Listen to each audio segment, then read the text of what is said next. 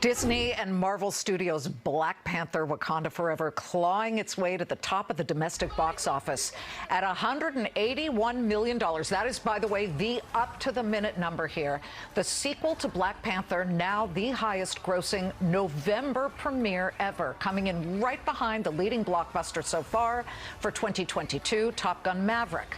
Okay, that's for the whole year, right? Internationally, Wakanda grabbed $150 million at the box office. 94% of all domestic foot traffic at the theaters this weekend marched straight to Black Panther showings. And Maximum Image Screen Theater chain IMAX also feeling the love from Marvel fans, as Wakanda Forever is now its biggest November domestic opening ever at $14.2 million and counting. But can it push Maverick off its pedestal? Or will that success go to the upcoming Avatar sequel? Joining me now live in studio, IMAX CEO Rich Gelfond. Rich, okay, can you answer that question? And by the way, are my numbers up to date on the box office numbers for IMAX? I don't know. I haven't checked today, Liz. I've been actually working, rather than looking at numbers. Some other people in the movie business, that's their job. Mine is to create value long term. But yeah, it was an amazing weekend. I'd say the movie is going to have legs.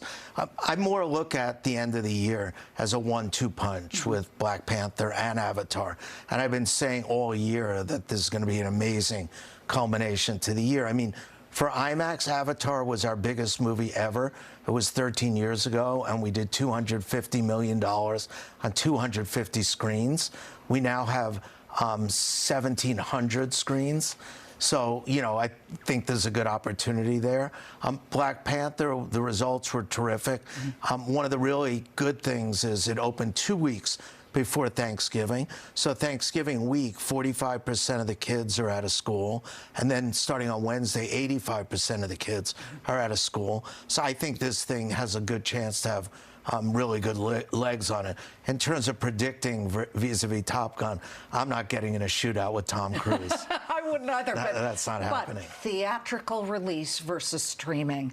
Wow. I mean, this thing is not going to streaming for quite some time, correct? Yeah, and in fact, the example you used, Top Gun Maverick, once it went to digital, it became the biggest digital release in the history of movies, after taking in $1.5 billion at the box office. So I think it was a failed experiment to take movies and put them right on put them right on streaming service. And even Netflix, there's a crack in the door, which is Knives Out 2, which comes out in a few weeks. They're releasing theatrically before it's released on Netflix for a week. So I think even the most stalwart streamers know that that model didn't work. Well, it's a work in progress, just like 3D was so hot, and right now it's not. As we continue to look forward, let's talk about Chadwick Boseman. He, of course, was the original Black Panther star.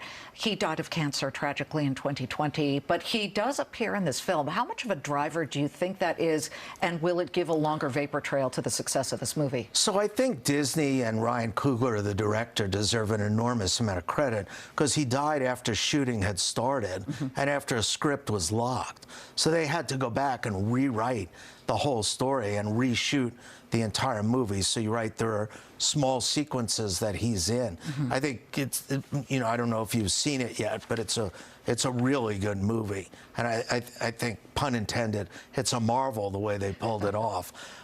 But whether fans are particularly attracted to him, and that'll make them come. I think, it's a really good story. The special effects are amazing. I went with a friend who said it reminded him they were so good of a Caravaggio painting.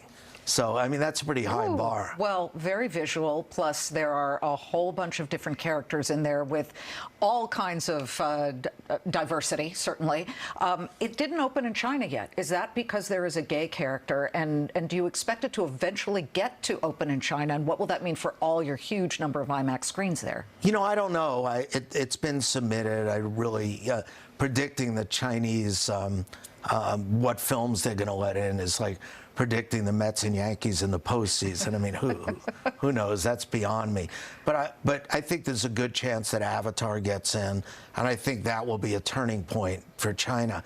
As a matter of fact, today, a very subtle turning point in the Xi-Biden summit, Xi did not wear a mask. and it's the first time he's been seen in public without a mask, and that coincides with somewhat of a weakening of the COVID policy over there, the shutdowns. Right, so we're kind of encouraged that things are going to come back to normal there. Let me bring it back. That's a very interesting observation. Let's bring it back to Avatar. What is it, The Way of Water? Yes. You and I talked, I want to say 4 years after the first Avatar came out, and I asked you, I said, when is the sequel coming out? And you said, Liz, I don't know. You're the one who's at Fox. This was a Fox Entertainment film. It was the biggest blockbuster ever. Second was Titanic, both Fox movies. And now, of course, it's Disney because we sold our entertainment division to them. But how big could this be? You know, it's really hard to say because no one's seen the movie yet, right? It hasn't been released. It's just been... Are they keeping it under lock and key? I mean, you haven't seen anything? No. Well, there's been a trailer, which is incredible, but no one's, you know, outside of Jim Cameron, has been really able to see where it's at. But the anticipation is amazing, Liz. I've been on the road a lot the last month or two. I was in Asia, I was in Europe, and the film owners there, the theater owners, that's all they're talking about is how big it's going to be. So, and also one of the most important things, also a little subtle, is usually Christmas is packed with movies on schedule. Everybody is intimidated by Avatar coming out. Oh, yeah. So there's nothing else on the schedule. So anyone who wants to go to the movies over Christmas is going to go see Avatar. So I think it will be big. One less IMAX-y type of film starring Timothy Chalamet, who is a huge star when it comes to the Gen X, Gen Y, Gen Z, millennial crowd, bones and all. It's kind of controversial. It's about cannibalism, etc. You know, where do you see that fitting into the IMAX picture? So Timothy Chalamet actually starred in Dune, which we did 25% of the box office, so it worked really well, his film.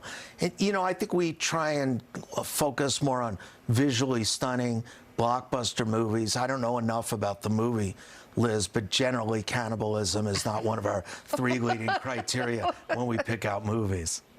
God. Rich, it's good to see you. We'll be watching. You got to come back for Avatar before, during, after, because that is going to be a massive business story. Done deal. Thank you so much. All right, thank you. Rich Gelfond, CEO of IMAX. All right, Elon.